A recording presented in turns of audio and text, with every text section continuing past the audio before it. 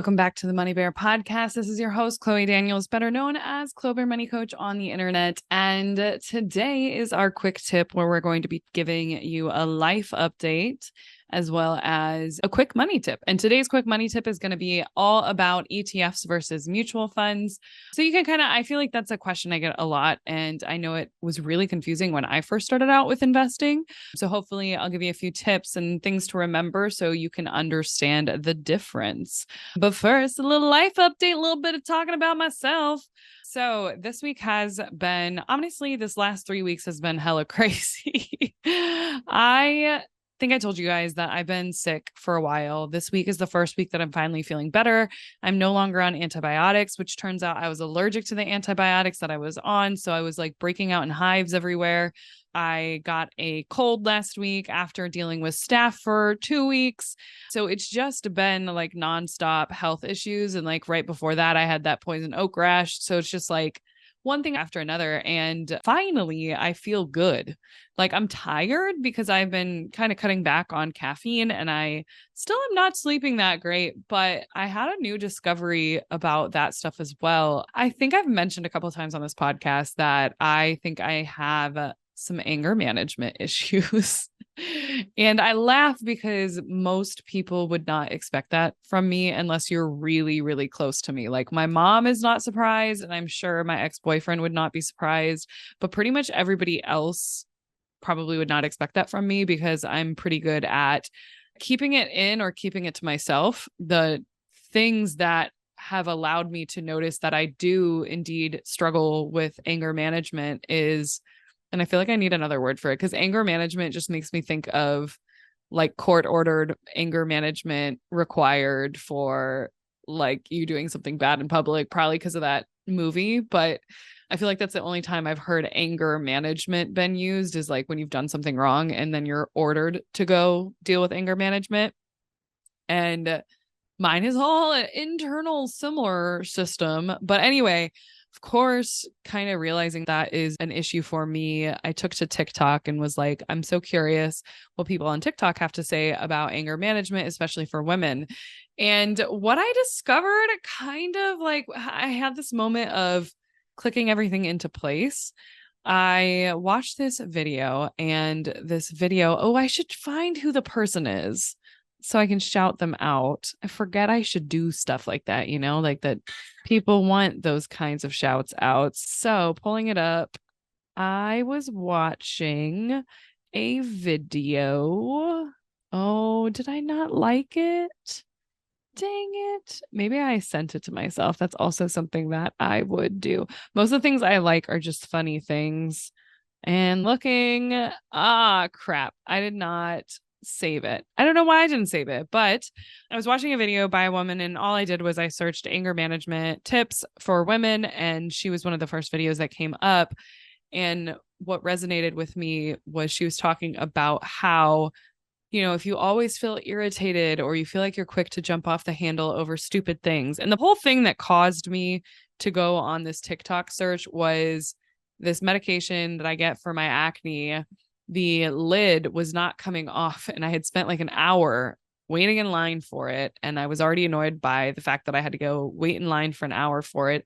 And then got home, the thing didn't work. So I like was slamming it against the countertop at like 11 o'clock at night and just being pissed because it's like, this is so frustrating. Like, I don't have time for this. Like, I don't want to deal with this. And I was like, this is not a normal reaction. Like, you shouldn't be like screaming at a freaking inanimate object just because it's not working. Like, it's just malfunctioning. That happens. And so I went to TikTok and was like, how do I handle these feelings? And this video that came up was talking about how when we feel that anger is a secondary emotion and usually there's a feeling underneath it. And that's not news to me. I know that. But the feeling is usually sadness, anxiety, overwhelm, something along those lines. For me, it was anxiety. It was overwhelm, I think, mostly of this like exhaustion of, and that's when I get the most angry is when I'm tired and I feel like things aren't working in my favor and it's annoying me. It's a waste of my time. And because I've been so busy these I would say last couple of months, but it's like last several years, I think I've just developed a shorter spark. And so as I was listening to it, she said, if you are chronically dealing with these intense feelings of anger that are over nothing, and I would say getting angry over a bottle not working is nothing. I am probably chronically stressed and chronically not feeling safe. Like my body is in fight or flight. And that's what clicked into place for me. I was like, holy shit. My mom has said to me over and over again, like when I've been sick for these last 3 weeks, she's like, you're probably just stressed. You're overworking yourself. Your body's stressed out. And I was like, I don't think I'm stressed out though. Like things are good. I'm happy. I'm happier than I've been in a really long time. And she's like, well, your body's telling you otherwise. As she said this on TikTok, I was like, huh. So for me, stress has been showing up not in this like anxiety that it used to show up. It used to show up for me in a way where my chest would feel tight and I would feel like something was like squeezing my heart. And like I would literally like beat my chest to like tap it, which is like a method to handle that stuff. But I would be at work, like just tapping on my chest to try and like calm down that feeling in my chest. And I haven't had that anymore. Thank God. Like that has pretty much gone away from me since 2020. I really haven't had it. I do get it like right before my period though, because of my hormones cause anxiety for me. Like biologically, I guess hormones make me anxious. But anyway, I was like, now stress is showing up for me in anger, in being pissed off all the time. And as I was telling my mom about this discovery, she was like, yeah, it probably didn't help that when you were growing up, I worked nights and I watched the kids during the day and I was sleep deprived. And so sometimes I was also quick to anger and it was because I was exhausted. So it wasn't that I didn't react out of the true emotion I was feeling, which was exhaustion and just feeling like, oh my God, I need to sleep. The reaction was pissed. I appreciate the fact that she would recognize that because I had kind of drawn that line too. But then when I told her, it was like, in this TikTok that I was watching, it talked about how maybe as a kid, and this might have been a separate TikTok, the reason we default to anger as adults is because as a kid, often when we are feeling sadness and we are crying, we are told to kind of like suck it up, to stop crying, to move along rather than like process and feel through the emotion. And I said that to my mom and I was like, I don't really remember you or dad ever saying like, oh, suck it up. Oh, you can't, you shouldn't be crying or stop crying or whatever. And she was like, well, actually, she's like, there were so many of you. I'm one of 5 that we would tell you, unless you're bleeding, like, just deal with it. She's like, it was the only way we could get anything done. It was the only way that there was some kind of peace in the house. She's like, so, and, she told my sister, Sydney, or she said to Sydney was the worst, that Sydney would cry over everything. And so I will have to ask Sydney if she also feels like she gets angry really easily because, that's kind of what we're taught is like, just suck it up. And well, if you're sucking it up and you're pushing away the sadness or the lack of safety feeling or the overwhelm, the anxiety, and you're replacing it with an acceptable emotion, which for some reason we almost accept anger over sadness or anxiety or not feeling safe. And which is so interesting because when I think about myself, I see that in myself. I've actually had conversations. One of them was with Sophie, which if you guys missed the episode with Sophie, it's a really good episode. She's one of my best friends and she's like a soulmate friend. And we were talking and I was like, I feel like my initial reaction to something negative is to get angry. I was like, do you feel like because I've never seen Sophie angry ever, literally ever. And there's a couple of friends I have that I'm like, I've never seen you angry. Few friends, very few friends, but some friends for sure. And Sophie, I've known her for 10 years and I have never seen her angry. I've only seen her sad or anxious or stressed, but she's always like pretty consistently herself. And I asked her that, and she's like, no, I go straight to sadness. Instead of getting mad, I cry. And I was like, I wish. I never cry. I cry now the older I get. Let's be honest. The older I get, the more I cry, which maybe that is a sign that I am allowing myself to feel emotions rather than shut them out.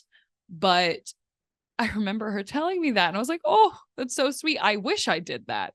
But instead, my initial reaction is to get angry. And there's this part of me that is like proud of that for some reason. And I think it's because on a societal level, we have been taught that anger is a better reaction than sadness. Now, granted, I'm sure that line gets blurry when we're looking at men versus women. I know a lot of people do not find it acceptable for women to get angry, which is incredibly fucked up, obviously, and one of the reasons for my anger. But I feel like I've worn that as a badge of honor of like, oh, I don't cry, I don't get emotional, I just get angry, which is incredibly emotional. And actually, anger is a maladaptive coping mechanism. It would be better if I could feel the feeling that I'm feeling rather than smothering that feeling and then covering it up with anger instead of just like feeling the feeling. And it's interesting too to think about.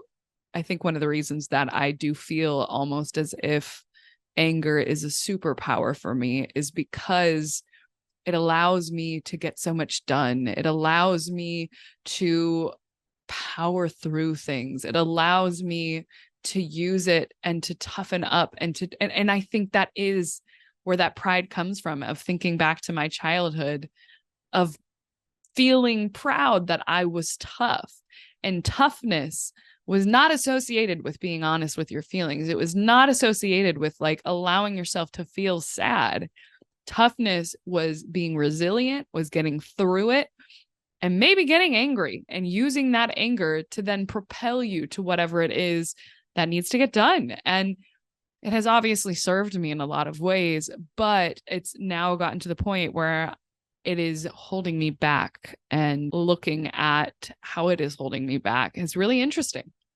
It holds me back in my personal relationships. I can think of many times in my relationship with Tarek where I would get angry over dumb shit rather than having a true and honest feeling and reaction. And granted, I don't know if annoyance and anger are the same thing. I feel like it is. It's like the irritation it falls under that category, right? But what is the true feeling? Are you irritated because your needs aren't getting met? Are you irritated because you're sad? Are you irritated because you're frustrated? I don't know. I guess frustration is also an anger thing. So my mom recommended this book called Letting Go that really breaks down emotions. And it's funny, I used to go, and I forgot about this. I used to go to therapy to understand feelings. In college, I didn't feel anything. I was super, super emotionless. And that felt like part of me was proud of that, because to me, that meant I was tough. That meant I was strong. That meant I could deal with more than most people. But I was also extremely depressed. And that was the only feeling I had, was this continual feeling of depression. And I remember going to cognitive behavioral therapy and having to do body scans and things like that, and not even being able to do them because I was so resistant to feeling anything. And so I remember every body scan, she'd be like, what is the feeling that you're feeling in your stomach or your heart or whatever? And it always just felt like this, like electricity, static energy is what it always felt like. It never felt like an actual emotion.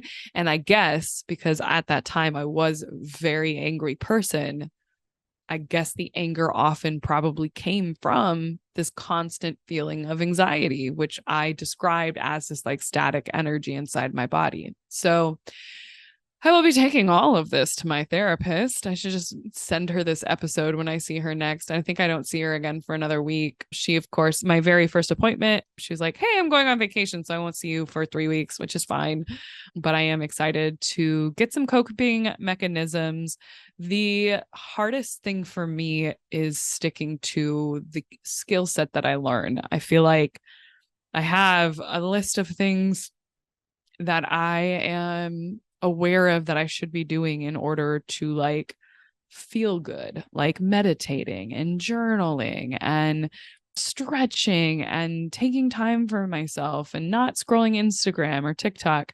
And I'm good at doing some of those things, but I'm not always good at, like, I think meditating has been on my list of things to do for years, even like 2 minutes a day. And for some reason, I won't do it. And I think partially because I have not been functioning under this understanding that I do indeed struggle with ADHD. I have only realized that about myself in this last year. And again, it's partially thanks to TikTok, because I feel like there's a lot more education about how ADHD shows up in women. And when I look back my entire life, I feel like it all makes sense now, because I was misdiagnosed, I believe, with depression when I was a teenager, when in reality, what I was struggling with was ADHD. And I remember always wondering how people could pay attention in class and how people weren't falling asleep or yawning for the entire hour. And then when I got into corporate America, feeling exhausted all the time, having to sit in a meeting and literally yawning so much that I had to learn how to yawn without people seeing me yawn, and just thinking that there was something wrong with me, but then going and to a doctor and spending thousands of dollars trying to find out why I was so fatigued. And it turns out like there was nothing wrong with me. I was just exhausted. I think it was undiagnosed ADHD, and my lack of ability to focus and pay attention manifested itself in that fatigue.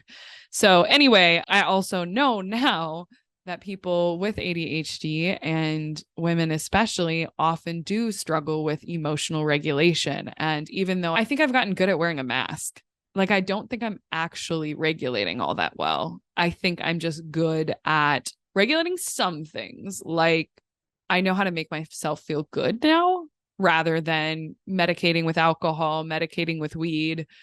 Like now I know how to take care of myself so that I am operating on a higher level rather than just like not treating myself well with things that don't actually fix anything. And I still have some work to do. So going in to therapy with this in mind and understanding myself and understanding what might have been a misdiagnosis and what was actually ADHD. And because of that, having some maladaptive coping mechanisms like being quick to anger, I'm excited to understand myself a little bit better and to work on that, because the anger thing does impact my life. It impacts my interpersonal relationships. It makes it hard for people to talk to me. And it's mostly just like the people who are the closest to me. And when I say that, it's like the people I date and my mom. That's about it. Like nobody else is a recipient of my anger. And I think it's because in those relationships, like with Tarek, I feel safe with him and I feel safe with my mom. And so unfortunately, that results in them being recipients of my anger sometimes because I don't show it to anybody else. And that's so unfair and so messed up. And yeah, I'm working on it. So I'm just glad that I recognized it about myself, because it's funny that it took like a really random thing to make me recognize. I've already known that I needed help with anger prior to the whole situation with the medicine last night, but sometimes we just need a moment to let it click. And thank God for TikTok, right? I don't know if I would understand myself as well, because I'm very good at buying all the self-help books in recent years and never reading them. And I feel like I get what I need sometimes from TikTok because it's designed to be quick and easy information. And now I can take that to my therapist. And now understanding the reasons I am very avoidant of a meditation and things along those lines, I think is likely again due to my ADHD. I think that will help in finding something that does work for me, because I am sure I am not the only person who struggles how to meditate. From what I understand, it's pretty difficult. And for me, I've just been really avoiding it. So I have found that having rituals and routines helps me a lot. So I think I will probably just need to work it into my routine, as I've been saying for a really long time, because I've gotten good at journaling. That has helped me a lot. I have gotten good at going over my evening and going over my day and looking at all the habits that I was trying to create into my day. There are things that I have succeeded at in terms of changing my habits. So it's just like the final frontier is meditation. And the reason I'm hung up on it is because everybody talks about how good meditation is for us, for everyone. And it's like the things now that I would really like to add to my routine from a wellness perspective is meditation and stretching / mobility work. So I want these joints to be strong so I can do lots and lots of jujitsu. But I also do think that going back to the ADHD thing, it's just revealed so much about me. Like, I hate going to museums. I hate going to galleries. I hate going to anything that requires like silence and stillness for me to like go through and walk and like read signs. It's like very difficult for me. And not only that, I also really struggle with reading comprehension unless I'm just so immersed in it because it's like fantasy or really, really relevant to me. It's difficult for me. And it has always been difficult for me, even though I love to read for pleasure. It just has to catch my attention. So it's so funny how we continue to learn about ourselves, right? But anyway, so that I feel like is probably enough of an update. That could probably be an episode all of itself. But I do want to briefly dive into what is the difference between a mutual fund and an ETF. So let's get to it. But before we do, this episode is sponsored by our free investing class. So if you have not attended our free investing class, I have gotten emails talking about how this class changed people's lives, how this class has just allowed things to click into place for folks, how the visuals are great, how things that have been so confusing in terms of investing finally make sense for people. That is this class. So if you have not registered yet, I highly recommend you do by going to lazyinvestingclass.com to see the times that we have available for this month. So hopefully I'll see some of you guys there. How'd you guys like our little fake sponsor? I mean, technically I am sponsoring for this. I am funding this podcast. So I am the sponsor and the host and the talent. All right, let's talk about ETFs and mutual funds. So first things first, let's just define what is a mutual fund and what is an ETF. So what I like to do when talking about funds is to talk about it like chocolate. So the word fund, think about it, going to have lots of different things inside of it, right? A fund of something has many dollars. I think when we think of fund, we think of something with a lot of dollars in it. It's a fund. It's a bucket of money, right? To conceptualize this a little bit more in the world of investing, think about if you had a craving and you were like, I really want some kind of candy and I don't know what kind of candy I'm craving. So you go to the 7-Eleven and you're like, all right, I'm here at the 7-Eleven and I'm looking at all these candy bars and I just don't know what I'm feeling. So I'm just going to take a guess and I'm going to pick this candy bar and I'm going to check out. And I hope this is the thing that I'm craving. I hope this is the one, but you only get that one candy bar, right? That is like buying an individual stock or buying an individual bond when you just buy Tesla or you just buy Apple or you just buy GameStop, whatever individual stocks you're purchasing. That's the only one you get. And you better hope that it does well, because if you're only having a handful of stocks inside of your portfolio, well, you're putting all your eggs in a handful of stocks. Now, let's say instead you go to 7-Eleven and you're like, I really don't know what to pick. So I'm going to buy this industrial size, Halloween size bag of candy that has hundreds, if not thousands of different types of candy inside of it. That way I know my chances of my craving being satisfied by one of these things inside of this is much higher than if I just decided to guess and pick one. That's like a fund. And funds can be mutual funds, they can be exchange traded funds, and they can also be index funds. So we'll talk a little bit more about those differences here. So now that we have what is a fund clear, let's talk about a mutual fund. So a mutual fund is essentially a big pool of money that's collected from a bunch of different investors out there, and a professional fund manager manages this pool of money. He takes that pool of money and he invests it in whatever the fund is trying to do. That's a mutual fund. The fund manager puts it in hundreds, if not thousands of stocks or bonds or other investments.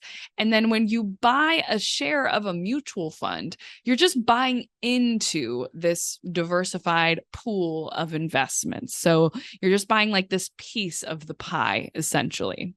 Now, the value of your investment inside of that mutual fund, it's going to be determined by the performance of the underlying assets of the underlying investments. And mutual funds, because essentially we're giving our fund manager our money and then they're going to go buy the things, right? So mutual funds are bought and sold only once a day at the very end of the trading day. So you may put your order in at any time, maybe at 12, maybe at 9 a.m., whatever the time is. That mutual fund will be purchased or sold at the end of the trading day because that's when they calculate what the net asset value of the mutual fund is at the end of the day. Now, with mutual funds, usually you're putting in a dollar amount. You're not putting in a share amount. You might be putting in a share amount, but usually you're investing. A lot of Vanguard's mutual funds are a required minimum investment of $3,000. That's essentially like your buy-in, okay? And then once you buy in, then you can put a smaller amount in every single month. You will see like a share amount as well, but usually when you're purchasing them, you're not buying by shares because it's not really how a mutual fund works. It depends on the mutual fund in terms of how they advertise it, but most of the time you're going to be going in on a dollar amount, okay? Now, ETFs are called exchange traded funds. ETFs are better known as exchange traded funds. Now, it's very similar to a mutual fund, but the key difference is highlighted in that name. We said that mutual funds, you can only buy and sell once a day, right? At the end of the trading day. Those transactions are only going to go through once a day at the end of the trading day. An exchange traded fund trades like a stock. So you can buy and sell ETFs all day long if you wanted to. Now, it's because they're on the exchange, just like a stock.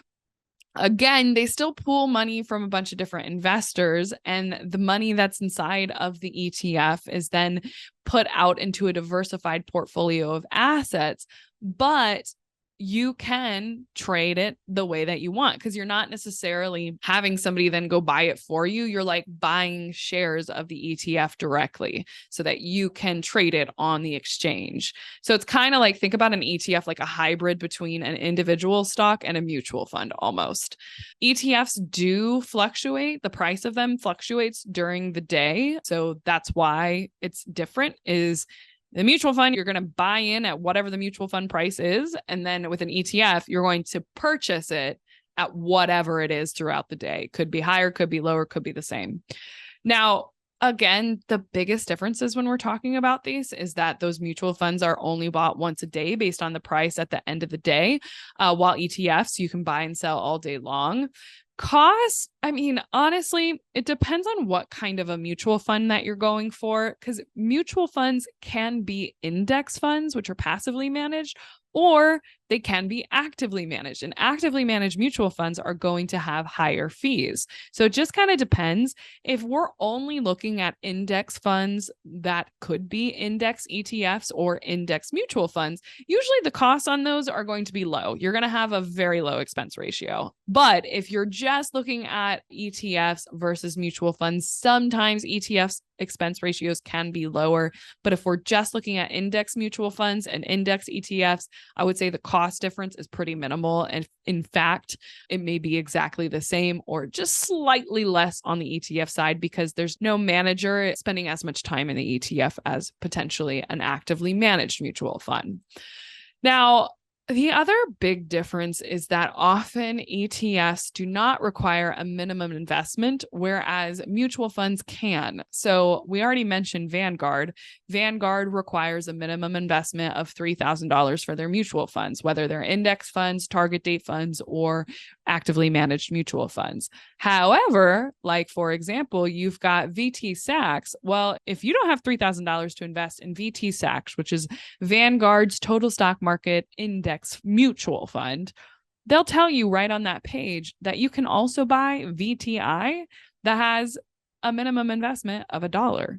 So VTI is the ETF version of VT Sachs. They're identical. They are the same product essentially. But the biggest difference is that with that mutual fund, You're going to have $3,000 to invest with that. Whereas with that ETF, you can invest for as little as $1. Now, some brokerages make this point completely irrelevant because brokerages like Fidelity, which is my favorite, they do not require minimum investments for any of the investments that are their own. So for example, if you have a Fidelity made mutual fund, Fidelity is not going to require you to put $3,000 down on their mutual fund in order to purchase it. You can purchase their mutual funds, whether they're index or not, for as little as $1, which is really nice. Then with ETFs, again, you can also purchase for as little as $1. Keep in mind, though, if you buy a Vanguard ETF at Fidelity, they're going to charge you a fee, and likely you're going to be subject to that minimum as well. So that's why the brokerage matters. And we do have an episode on brokerages. If you haven't watched that yet, I would suggest checking that out. And I talk about my favorite brokerages and why, which my favorite brokerages are Vanguard and Fidelity, but we have a whole episode on that.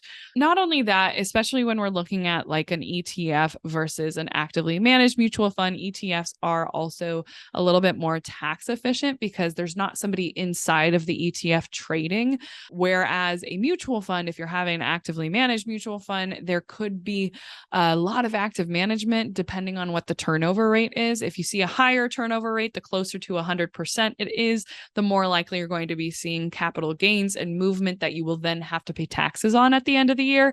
Whereas ETFs, especially if it's an index ETF, you're not going to see that happening as much. So ETFs are often not going to have as many capital gains.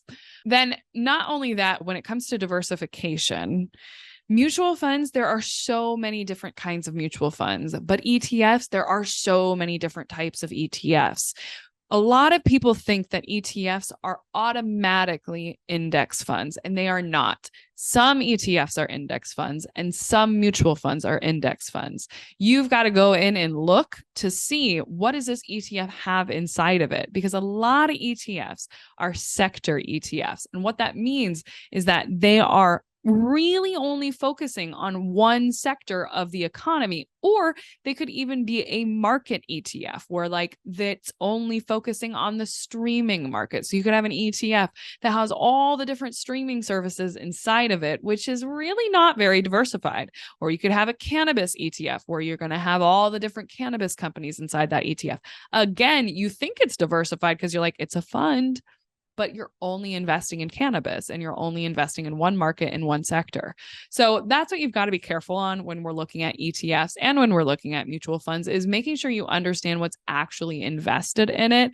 I have not seen any mutual funds that are like specific to cannabis or specific to streaming services, whereas ETFs can get very specific. It's like you can have an ETF for anything. ETFs are pretty easy for people to put together. It's just like a grouping of these different stocks.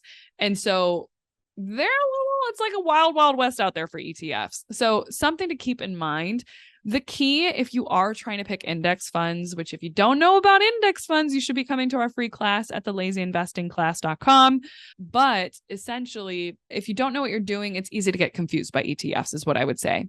The other major difference that I think applies to lazy investors specifically is if you are interested in automation, unless you're using a fintech company like M1 Finance or maybe a robo-advisor, currently you cannot automate ETF investing. ETF investing is something that you have to do manually every time you go to invest. So you would have to transfer your money in and buy those investments individually. Whereas mutual fund investing, including index mutual funds, you can automate so that you could set it up that every month you're putting in X amount of dollars into that mutual fund, and then you don't really have to think about it. So to me, because of that difference specifically, I do prefer mutual funds over just ETFs.